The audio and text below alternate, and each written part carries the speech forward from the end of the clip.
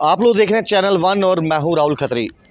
370 और 35 ए को लेकर लगातार जो है सियासी पार्टियां बात करती नजर आ रही हैं। हालांकि नेशनल कॉन्फ्रेंस, कांग्रेस, पीडीपी की ये पहले से मांग रही है कि धारा 370 और 35 ए को जो तोड़ा था, एक बार दोबारा से जम्मू कश्मीर को जो है वो स्टेटहुड का जो दर्जा है वो वापस चाहिए।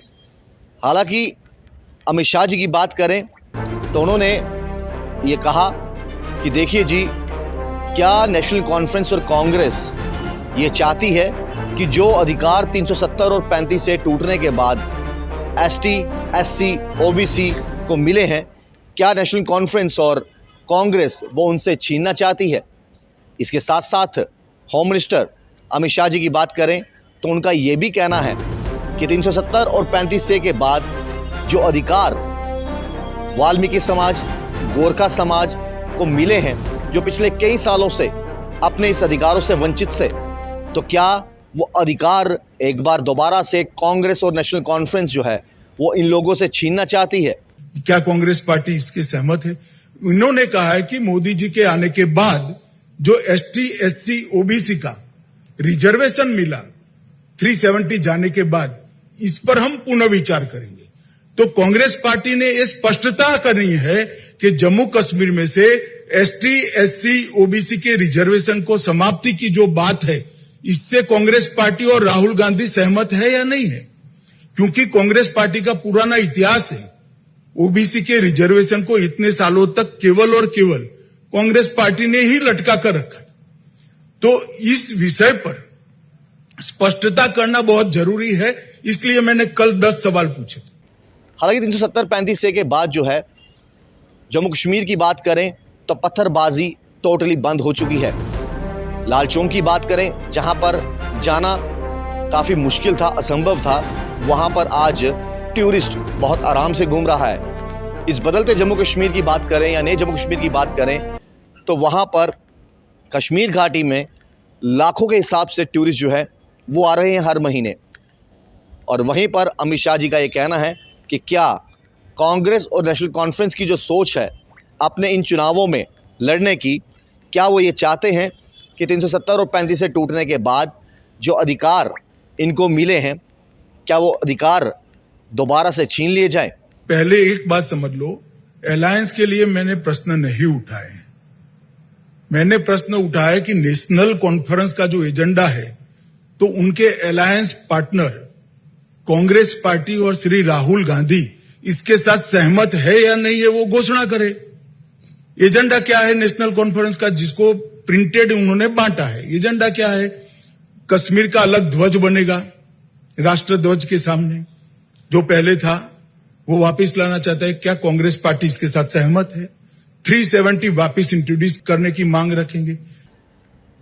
कांग्रेस और राहुल गांधी का दोहरा मापदंड जो है अनुच्छेद 370 की वापसी, एससी, एसटी, ओबीसी के अधिकारों के उन्मूलन का समर्थन। हालांकि कांग्रेस पार्टी और राहुल गांधी जी को ये बताना चाहिए कि वे जम्मू कश्मीर नेशनल कॉन्फ्रेंस के एजेंडे का समर्थन करके किसी राष्ट्रीय समुदाय के साथ खड़े हैं। क्या वे जम्मू कश्मीर के एससी, एसटी और ओबीसी समुदायों के अधिकारों के उन्मूलन का समर्थन कर रहे हैं? ऐसा अमित शाह जी ने कहा। इसके साथ साथ मैं आपको बताऊं, अनुच्छेद 370 के उन्मूलन के बाद जम्मू कश्मीर में विभिन्न समुदायों को कई लाभ मिले हैं। एससी, एसटी और ओबीसी समुदायों के लिए आरक्षण की व्यवस्था, महिलाओं के अधिकारों की सुरक्षा, केंद्र सरकार की योजनाओं का लाभ। इसके साथ साथ मैं आपको बताऊं, कांग्रेस पार्टी को ये स्पष्ट करना चाहिए कि वे किस समुदाय के हितों की रक्षा कर रहे हैं और क्यों वे जम्मू कश्मीर नेशनल कॉन्फ्रेंस के एजेंडे का समर्थन कर रहे हैं, जो राष्ट्रीय एकता और संवैधानिकता संरक्षण के लिए खतरा है। हालांकि ये सवाल अमित शाह जी ने जो है वो पूछा है कि आखिरकार नेशनल कॉन्फ्रेंस और कांग्रेस की इस बार जो विधानसभा के चुनाव होने वाले हैं, उनके घोषणा पत्रों में और उनके भाषणों में अक्सर ये कहा जाता है कि 370 और 35 से जो है जो तोड़ी थी वो जम्मू कश्मीर के लोगों को बिल्कुल भी पसंद नहीं है। और मैं आपको ये भी बताऊं कि 370 और 35 से टूटने के बाद एक विधान, एक प्रधान, एक संविधान। उसके साथ साथ मैं आपको ये बताऊं कि 370 और 35 से टूटने को लेकर कई लोग जो हैं जम्मू कश्मीर के वो खुश हैं और कई लोग जो है वो चाहते हैं कि स्टेटहुड ही अच्छी थी। हालांकि आम पब्लिक इसके बारे में क्या सोचती है अपनी राय ज़रूर रखिएगा, लेकिन अमित शाह जी की बात करें तो उन्होंने साफ तौर पे कई सवाल खड़े किए हैं और उनका कहना है कि क्या नेशनल कॉन्फ्रेंस और कांग्रेस ये चाहती है कि पुराना दौर वापस आए? क्या नेशनल कॉन्फ्रेंस और कांग्रेस 370 और 35 से जो तोड़ी थी उसका समर्थन नहीं कर क्या SC, ST, OBC, वाल्मीकि समाज, गोरखा समाज इन सब से इनके हक छीनना चाहती है? तो कई सारे सवाल जो हैं वो अमित शाह जी ने जो है वो नेशनल कॉन्फ्रेंस और कांग्रेस के घोषणा पत्र को लेकर पूछे हैं। और आपको क्या लगता है कि 370 और 35 के टूटने के बाद क्या आप यूटी में खुश हैं या आपको स्टेटहुड का दर्जा चाहिए? और जिस तरीके से घोषणा पत्र नेशनल कॉन्फ्रेंस, कांग्रेस या PDP की बात करें आए हैं, या फिर भाजपा के घोषणा पत्र, किसका घोषणा पत्र जो है आपको बेटर लगता है? और क्या लगता है कि आने वाले दिनों में आप जम्मू कश्मीर में स्टेटहुड की मांग करते हैं या फिर आप जम्मू कश्मीर को एक यूटी के तौर पर देखते हैं?